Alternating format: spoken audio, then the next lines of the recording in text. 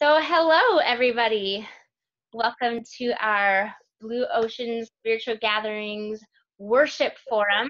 I have with me today John Furste of the River, New York City, and Chris Roberts of Foundry 414 in Madison, Wisconsin. My name is Kristina Kaiser of the River in Quincy, Massachusetts. So, to get us started, maybe one of you could just kick us off. I sent these guys a few possible questions, but also told them to flow however they feel. So tell me about worship in your world. Whoever wants to go first. Chris does. I can see it in his eyes. Worship in my world. Well, I guess in my specific context, in Madison, Wisconsin, worship is kind of evolving and changing from where I personally came from. I started leading worship 20-something years ago in vineyard home groups. And so the songs that I guess started leading worship with were vineyard worship songs that were very much to God and very intimate and personal, and so that would be my roots. Where I am now, I think I'm thinking of, I'm thinking about worship. I'm thinking about singing songs to God, but I'm also thinking about what are songs that people need to hear that maybe has God's voice to us. And so I'm trying to introduce more of that into our worship context. Not that we don't need to say things to God. I think we probably do need to say things to God, but I think there are things that we as individuals need to hear, from the person of God. And, may I be so bold as to say that God could speak to people through art and worship with his own voice. So that's kind of the assumption that I'm working with right now. These are some of the things that I'm thinking about, some changes I'm trying to initiate in my context. Mm-hmm. Mm-hmm. How about you, John? What's your story? I share a lot of that similar background with Chris, and kind of coming up through the ranks as a worship person in that sort of world of vineyard music and intimacy and so forth. I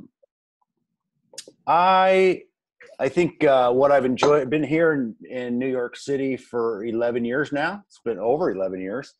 And it's been a really interesting time to think about what worship is and how some of the stuff that served us well back in those other settings doesn't really carry over.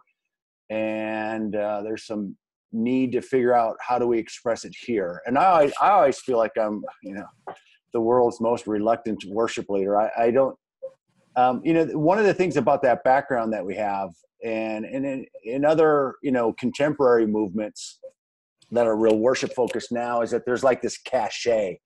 Worship just is this thing, and it's this glorious moment, and it just in and of itself, you hit a chord and start singing, and there's this thing. It's got its own inherent value. I don't really buy that. I don't really, it doesn't hit me that way, that it's its own thing. I see it as a really important way to connect people in a group setting. I don't know if that makes sense, that when I say it doesn't have this inherent glory, I feel like the movement we came out of, and some of what I see on the horizon today kind of has that sense of like, you just assume everybody's swimming in that same sense of how amazing this is. Maybe it's the New York mentality that says, this needs to be practical and pragmatic, and why are we doing this, and what am I supposed to get out of this? So I think those are actually some pretty good questions. I guess what I'm saying is that the assumptions that have typically gone on with worship music in churches, there's a load of presumed ideas that people have about that I think we've just by necessity of being here, I had to really think about why do we do this? Why are we assuming things are this way or people are going to connect in this way? And it's led to some interesting places. Yeah. What I would say that the first thing that comes to my mind is, at least the way we've been doing it here for the last decade, is that we really start with a sermon. The message is in our world is kind of the starting point. Like for me, when it comes to planning worship and thinking about it, what are we going to do on Sunday? I almost always, if at all possible, I really want to know what the main thrust of the morning is going to be. And so everything I do is almost always going to be based on knowing what that main content of the sermon is going to be, what the punch is going to be, what the themes or topics. And then I'm choosing music and not just music, but expressions that either really set that up or kind of flow out of that main message. And so that's been a new way of thinking, as opposed to that idea. It's like, it doesn't matter what the message is going to be, just sing some songs to God and it's all going to be good. I don't think that works very well anymore, or at least in our context here. So the sermon driven has really been something I think that's been good for us. Still a big part of what we do. And when you say it doesn't work in our context, what does that look like? What does not working look like? I think it looks like just having somewhat disconnected messages, right? Every song, for example, is got a kind of a main message that you're singing. It could be, one main theme that really is carried in one particular song. And if that's disconnected from, or maybe just not entirely relevant to what the sermon's about, there's just a little bit of a disconnect. So I love it when we are able to pick a song and you go, oh, it makes sense that we would sing this or invite people to express this, given what we just heard. Mm-hmm. I think that's really makes for us, it makes a more cohesive, just feels more impacting to me to think, yeah, that makes sense that we would express this song because we just spent a half an hour listening to somebody talk about this, and it just seems like the natural next expression, as opposed to just kind of a disjointed thing, which sometimes it can feel that way. So what is your guys' format? Like in our church, we have an opening song, which in my mind gets everybody kind of into the space. We actually then move forward into this thing, the offering of praise I bring today is. I had taken it from the first part of Emmanuel prayer, where people remember a positive memory. We do not then move on to a negative memory. Yeah. Not a good time. But our people really glommed onto that as something they enjoyed doing, and they enjoyed hearing each other. But then the bulk of we have 3 songs at the back, one of which feels, I almost use it as responsorial to the sermon, one of which we use for communion, and one we use to exit. And I am very picky about that last song not being slow and sad, because when I was just a person in a seat, to like end a service with all these tears, immediately everyone was like, what's wrong? Are you okay? And it's very difficult to say, like, I'm totally fine. I'm just having this great moment with God, which is now like, it's just too abrupt. So I try to help people be ready to leave. So what does your guys' services look like in terms of form? We do 2 or 3 songs to get things going, which is at the beginning, and then some announcements, then the sermon, and then we would come out of the sermon with 3 songs, 3 or 4, or some combination, and that would include communion. We almost always offer communion as part of that response time. Okay. And how what about are you guys doing, Chris? Typically, we typically use a song to start the service, and before we do the song, we have just an invitation for people to maybe settle in. They're coming in from all kinds of various experiences, and we hope that this is an experience that they can connect with God. And so we use the song as a way to settle people in. And then we have the sermon after that. And, we have about a 20 to 25 minute sermon.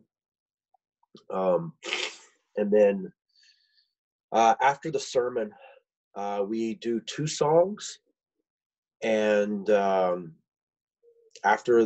we do 2 songs that engage people in musical worship, we have a communal prayer where we're praying about different topics. I use a lot of prayers from the book Every Moment Holy. So it's sort of taking liturgical prayers and putting them in with a modern voice. And so I think one of the things that we're thinking of by doing that prayer, liturgical prayer is like prayers of the common people for the church and for the world, and we're somehow engaging in this broader experience of than just our little community in Madison. And after our communal prayer, we do 2 more songs, and then we have a benediction at the end. We close with a benediction where we're all chanting something together in unison. What is it when you say communal or like that prayer thing? We'll check that book out. But what is that something that goes on the screen that everybody prays along with, or how does it? I mean, is that what you mean? It's a like group where we're all praying this. Yeah. Yep. So we put it up on the screen. I see.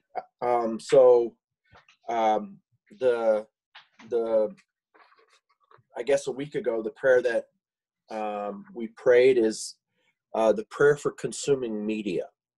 Mm-hmm. And, it goes, "O discerning spirit, who alone judges all things rightly, now be present in my mind and active in my imagination. And then let me experience mediums of art and expression, but not as a consumer, but engaging in the broader story at large." So, something like that, where we're all praying this prayer together, something that's very real in our world, So that's what it would look like. Cool. Is that an old school book? So did you have to translate it so that it made sense with social media today? It is not an old school book. I think it's already been reformatted for, the language is very modern. It's people who are writing benedictions and liturgies for today.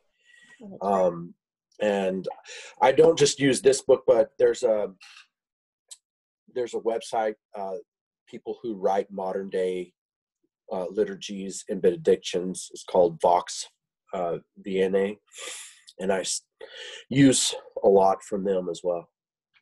Vox VNA? Don't get me lying. I can send you a link to it. Okay, that sounds great. Yeah. We sometimes do contemplative services, so I like getting resources for that. I would like to hear your guys' experience. So each of you has at least tried contemplative elements in your services, right? I'm getting that right? I think so. Yes. So we have some people that love it. Like, we might start with this really relaxing music. When people are coming in, we might leave more periods of silence than we normally would. There might be almost like a Stations-esque feel where people can draw or they can write. And some people love it. And some people really just want that what they now call traditional worship experience, which I think I would probably call traditional contemporary worship experience. And then we have others further still for whom hymns is the thing. They love the hymns. And so when you have done the contemplative stuff, what have you tried? What really works? Is there anything that's been just a total bomb?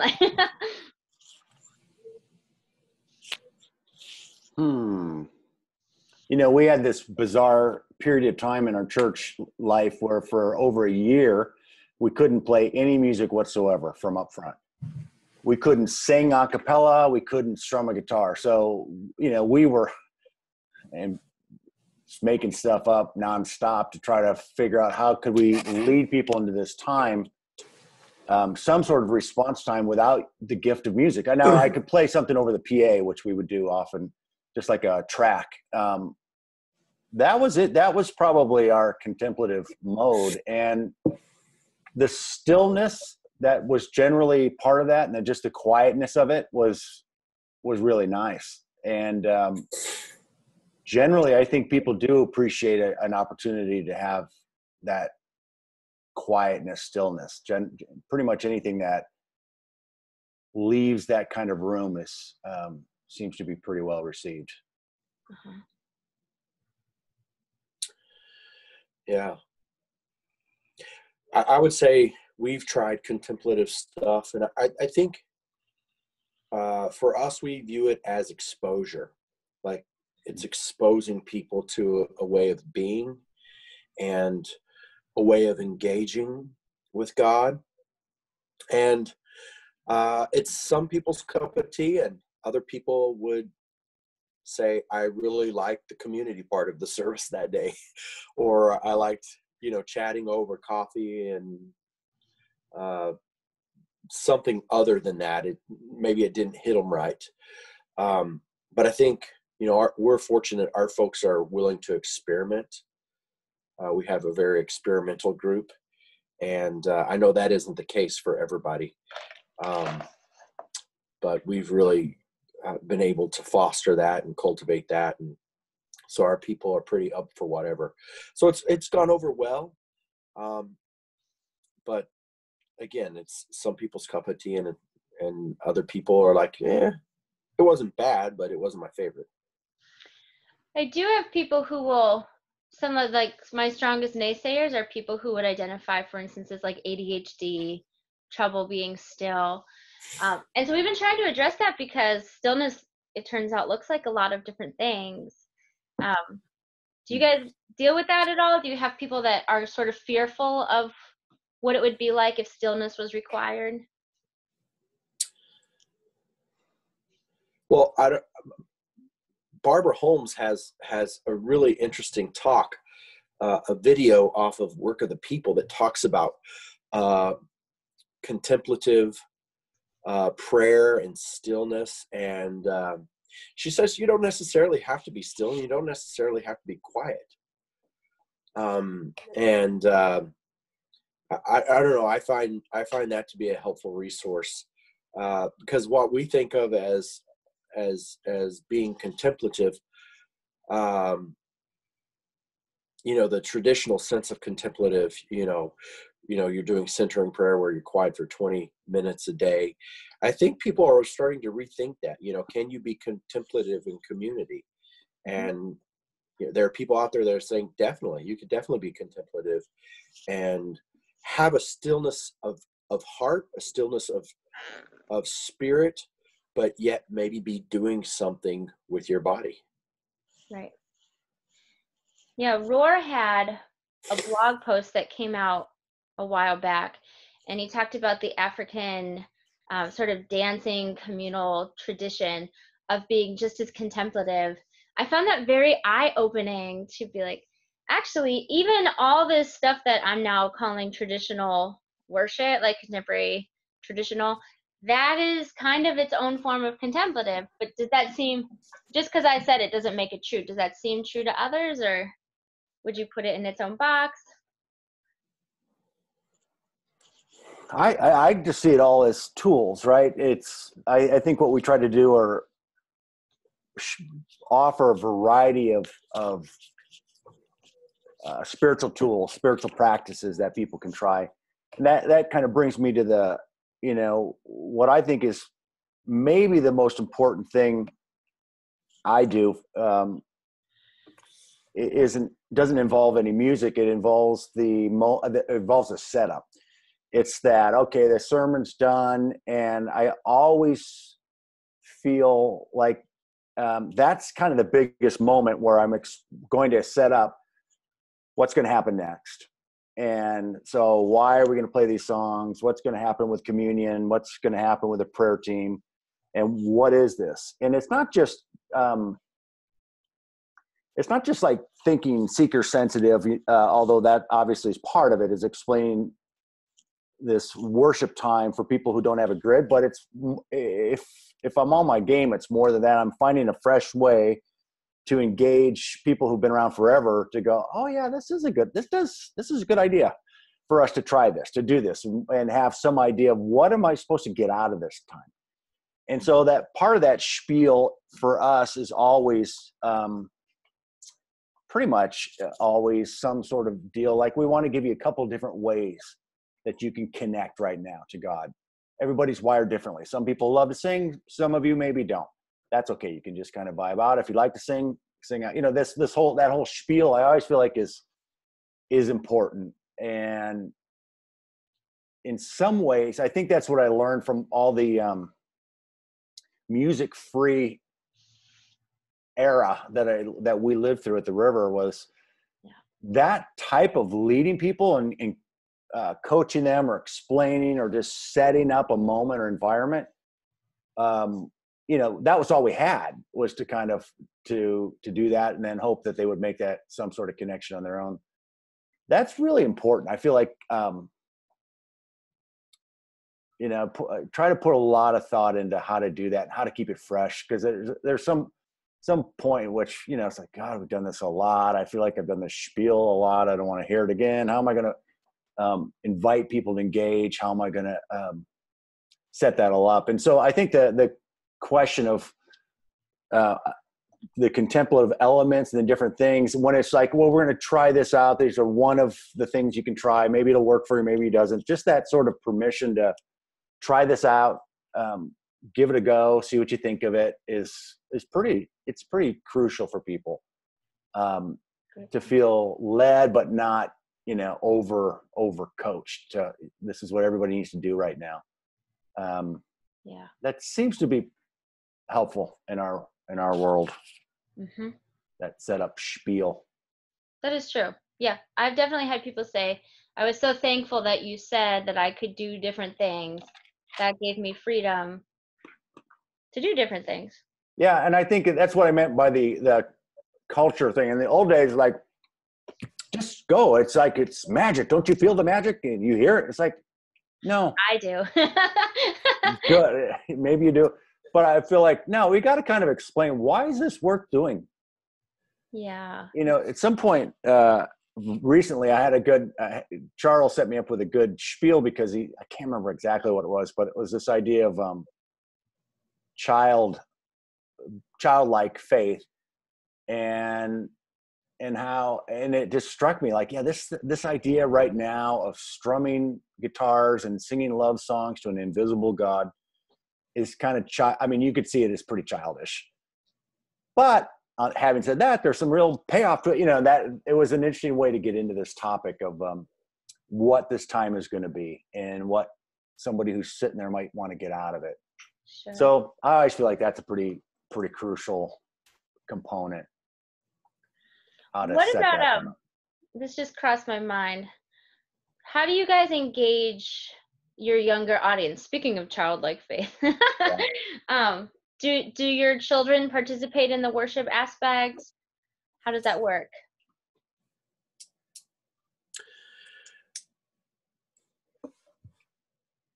Well, in Madison, we do have elements where the children come and are a part of the service. We're kind of in a weird space right now. Our building is being remodeled, but when it's finished, hopefully second week in November, we're going to have the children with us for the first song. of every Sunday.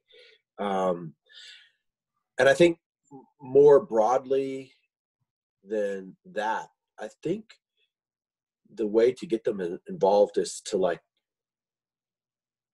put them on the worship team, you know. And we try to foster music, we try to foster worship. And so, you know, we have certain spaces in our calendar year where, you know, there's special times, and we've had some kids who are just starting out on the violin play a song, and we've had other kids join us playing their instrument for certain songs. And I think, you know, Cool. I think a lot of people talk about the quality of worship. You know, you want to maintain a certain quality, but I think everybody's real forgiving if you invite a child up or a kid up for one segment of a service. You know, I think people think it's cute, but you're also saying we value kids, we value them being a part of this musical worship experience. And so that's one of the ways that we've incorporated kids. I'm sure there's a lot of other ways that I would be interested to know about as well. Yeah. But we've been doing a thing since we kind of rejiggered our staff over the last year, where once a month we're doing brunch church, which I think is something similar to, we call it brunch church, but it sounds like what you guys do periodically too, Chris, where it's family, everybody's together, the kids are in there. And so that has been a really nice way. You know, there's all kinds of challenges involved in that, but it's been a nice way to kind of begin involving these kids. And so getting the kids to sing, I almost always, there's one hymn that we're going to do for the beauty of the earth. Is like almost certainly going to happen, because I'm trying to like get just a very small repertoire to get the kids familiar with it. And it's really been fun to hear that some of these kids are singing that chorus at home, and it's starting to sink in a little bit. So there's a kind of the beauty of repetition. And I think pretty hard about, like, man, if that's the case, then what are those songs that I would like to kind of that everybody gets familiar with, that the kids especially. And that's been an interesting question to think about. So that's why, like, there's just a couple songs, like those are probably going to happen at a brunch church, because they're fun and beautiful, and they really kind of capture a nice message. Mm-hmm.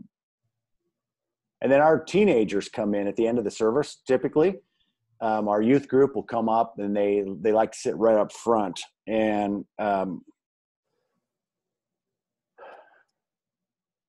that's been great. They're great kids. And I just recently went down and talked to the youth group just to hang out with them. And I think that's probably going to help build connection, because they always see me up doing the big church stuff, and just try to make some personal connection with the kids individually.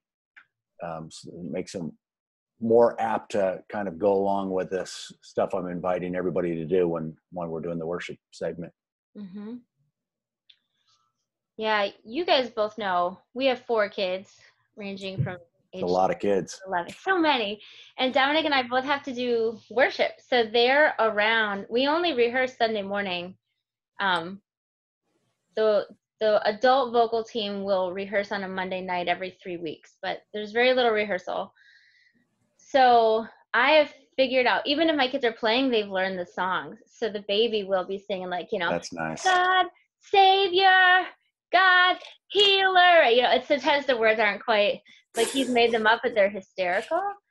But if he really likes the song during worship, he'll go sit on the drum kit and try to play. So we did actually try to let him play on a Sunday, but he was very shy with all the people once they were actually around. But I've sort of wondered, could we give kids, some sort of thing, and if they all had the opportunity to hit that thing on the beat, because our kids stay in for all the songs 2 out of 3 Sundays. Some of the songs are wordy, so that's like my middle two kind of look around and aren't very engaged. My oldest sings on the kids worship team, so, and she's fine with it. She can handle it. But I've sort of wondered, is there more that I could do to help them foster even just rhythm, right? Like, okay, you guys get to hold the rhythm for a song or something. But maybe egg shakers? I don't know. It has to be cost effective. That's the thing. Yeah, that might be a good idea. Yeah. Like a djembe for everybody. That's too expensive. I can't do it. No tambourines. Absolutely, no tambourines. Outlawed. Well, I tell you, when you're thinking about the kids, that brings up my probably my number one concern when in worship world is the language. Yeah. And sometimes when you're thinking of like getting kids to sing certain songs, it gives you a kind of a fresh way to hear or see certain lyrics and go, do I really want my kids singing that? Right. Yeah. And that's probably my biggest observation of the worship world, and probably what I spend most time thinking about are the actual words we're choosing to put in people's mouths. Because we all know that that's probably, it's just, they're so sticky. A song and a melody with the words is such a big deal that I spent a lot of time looking at our lyrics, and so much of the current batch of popular worship music is kind of not really in sync with what we would probably call blue ocean faith or centered set faith. It's loaded with phrases and language that are just kind of unscrutinized, in my opinion. They're just kind of, yeah, that sounds right. Let's just sing that. It's got a great feel to it. And it's like, God, I think we should be. So I was looking through my repertoire. I think there's about 100 songs on our list right now that we would choose from. And I'll bet you 30-40% of them I've tweaked lyrics and just rewritten stuff or have carefully massaged the song so that we're not singing stuff that I just don't want to. I wouldn't want a 5-year-old singing my sin was great, your love was great. I was just thinking this last week we did. So I think, my pet peeve is I think a lot of contemporary Christian worship music is kind of wallowing. There's a lot of wallowing, and I'm a big wallower myself. So it's like, I got to be careful that I'm not like moping out and going. I think so much of the content is essentially, I am such a awful person, but you love me anyway. And I think, I think that message has got to change. I think it serves us well to really scrutinize words and songs and think hard about, would I really want a 7-year-old saying that? The classic example, right? Probably everybody has done this, is in Christ alone. Remember that whole big deal where, and on the cross as Jesus died, the wrath of God was satisfied, right? And then so somebody said, that sucks. That's nobody many of us are not into the penal substitutionary atonement. So what if we change it to the love of God was magnified, right? Yeah, we've changed that lyric. Yeah, somebody rewrote it and took took that out, and it's a huge difference. Yeah. One time when I preached, I explained that and why we did it and compared it to, and but the point is, I think those are low. They're all over these songs that we're singing. Yeah. Little statements like that where you go, actually, that's really not. We're just. It sounds cool, and it's a beautiful moment in a song, but man, it's not really something I want to reinforce. Right. other little statements that show up in songs. So Yeah. that's a big deal to me. Chris, you seem to resonate. What's going on in your head? Well, I totally agree with John. Like I'm very unsatisfied with what's coming out of our faith culture right now, music wise. And there are certainly some songs that are coming out that some people need to sing. But I'm thinking about moving forward in faith, like as you progress in your faith, we're all at different stages of our faith journey. And the things that you need to say are different in the different stages. And so I think a lot about that. Like, okay, so we have lots of people that are further along in their faith journey. What do they need to say to God? And so, I definitely try to stay away from, the penal substitutionary atonement type language that seems to be in almost every song that's being written out there. God took our place because we're so awful. And I'm having a hard time coming up with some new music, but I'm looking at music that talks about the cosmic Christ, the universal Christ, not Christ as Jesus's last name, Christ. I'm thinking about music that is a lot bigger than us as just individuals, a lot bigger than us as Americans, a lot, things that in music represent creation as a whole. And so, I'm personally really into St. Francis right now, and he's forming a lot of my thought. And I'm also obviously reading Roar, and some of our Catholic brothers and sisters who, whenever I first came to faith, I wrote off as irrelevant. I've come full circle, and I find it to be very relevant now, and I'm stealing things left and right from them. So it is beautiful. Oh, that's funny you mentioned St. Francis. So I'm in the process of, we have new people that come into the church, right? They get involved, they bring their tradition. And this lady said, I really miss some of the old hymns from my Catholic church. I said, well, send me a few. There's a good chance I'll rewrite the words, but like, let me know. And so she sent me a few. They're all, it feels like Peter, Paul, Mary style. All these people singing really high and really proper.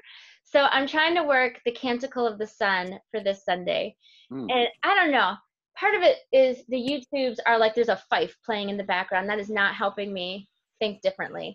But also I think the rhythm is like, the heavens are doing the glory of God and all creation, right? It's so intensely old school. And so by Sunday, I need a solution that feels relevant and can still honor that song. Good luck. Thank you. I'm going to need it. Because if I totally change it, I'm going to wreck it for her, right? And I don't know. There's got to be a middle. There's got to be a middle ground. Yeah, that's a good question. That's a good dilemma. Figuring that out, how to keep some of that good stuff in there and keep it fresh, though. Right. That's I feel like if we all got in a room together, we would come out with the greatest version, just start playing. Actually, we loaned out our space to this other church. They were holding a prayer meeting for their church, and they weren't going to use any slides for music. I was like, your people just know all the words. I figured it out. They were only using the choruses. That's how they were managing to everybody could know the words. But they would do this thing that we used to do a lot, and I haven't done a lot lately, which is they would just break out into spontaneous song. Like the guy's playing his guitar, he's doing whatever, and people just sing whatever. So I thought, I loved that. I want to go back and do that some more. So I left space, and then I realized our church has no idea how to do that. Like, they're just watching me. So it is sort of, some of these skills are learned skills. You have to teach them. So I don't know. But I kind of missed that, I realized. I missed the whole, just sing any old prayer. Like, this is open time. Don't worry about what's on the screen. We'll make a lot of noise up here so that you can be, and by a lot of noise, we have like the piano and the guitar. We don't have a full band right now. So we'll make a lot of noise in our context, right? Chris, what's your configuration look like typically nowadays? Like, who's playing what?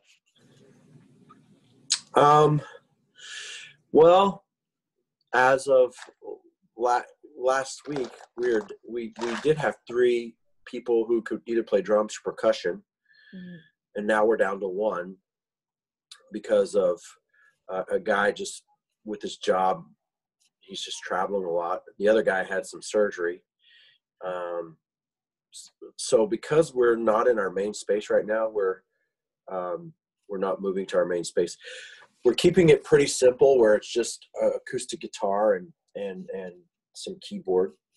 I'm very fortunate. We're blessed for the size of our church. It seems like more than 70% of them are musicians and musically inclined.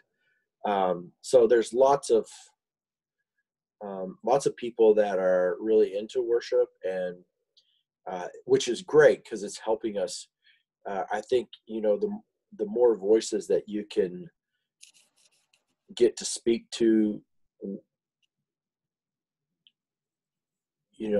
the culture of your church and forming it, the better. It makes it's also more challenging, but I do believe that if you could sit with some of the tensions, the many voices that speak to what's life-giving in worship, could be super helpful for our community. So that's the long answer. Yeah. And do you have a full band right now, John, or? No, more times than not, it's going to be a couple guitars, a keys, and maybe some percussion, and that's and some singers. If it's that would be full. More times than not, it's probably pure acoustic and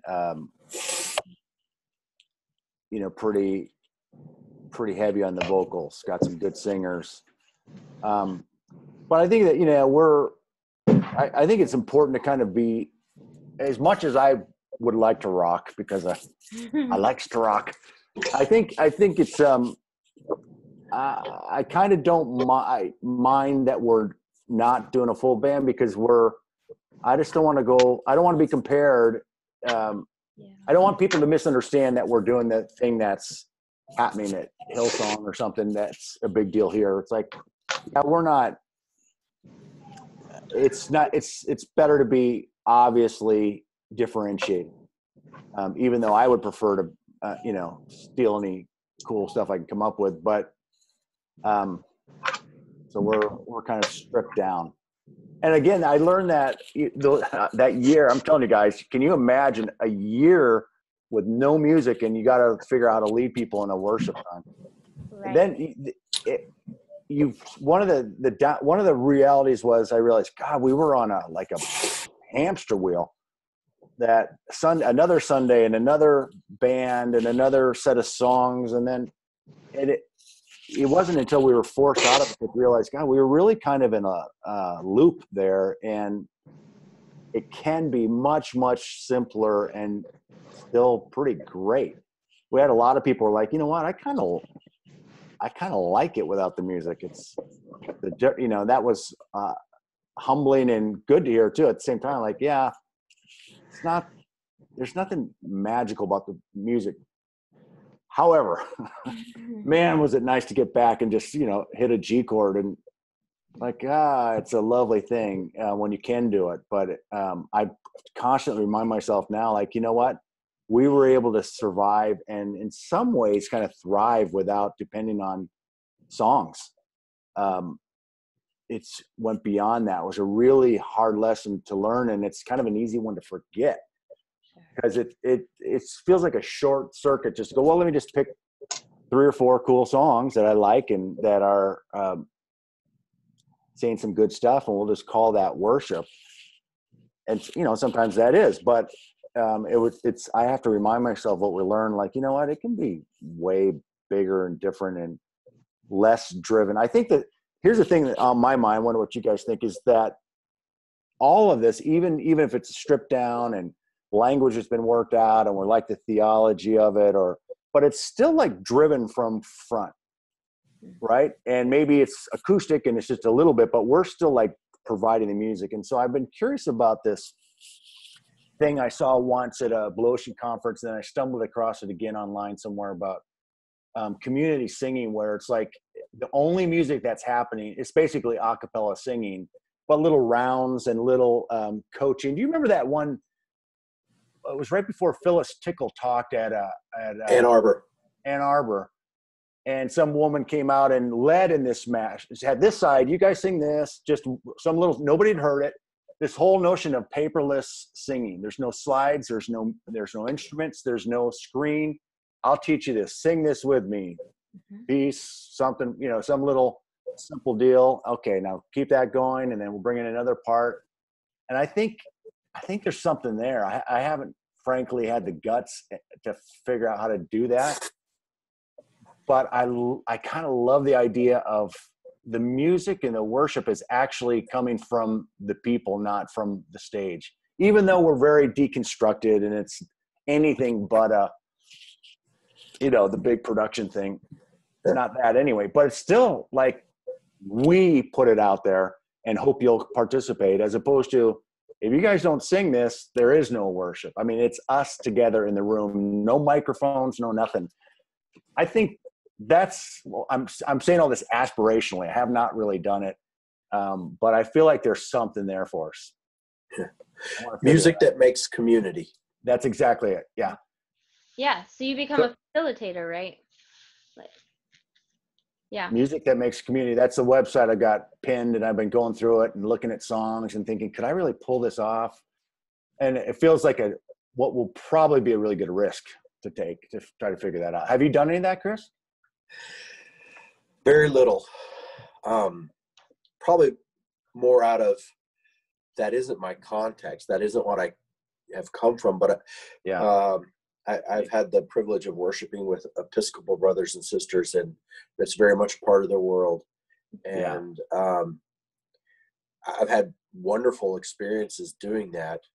I don't know if it's fear that keeps me from doing it, but I think I could probably use somebody else saying, man, it's been awesome. So John, please experiment and tell me it's been awesome and teach us. Yeah. I mean, it reminds me, is it Palm Sunday or Easter? But there's a responsorial that we used to do at a church that I was working at several moons ago.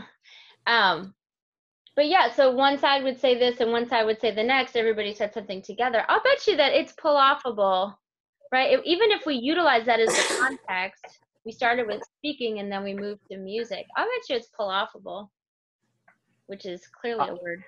It should be a word. Yeah, I think it is, and there's something there. I don't know. I do want to see if I can figure it out.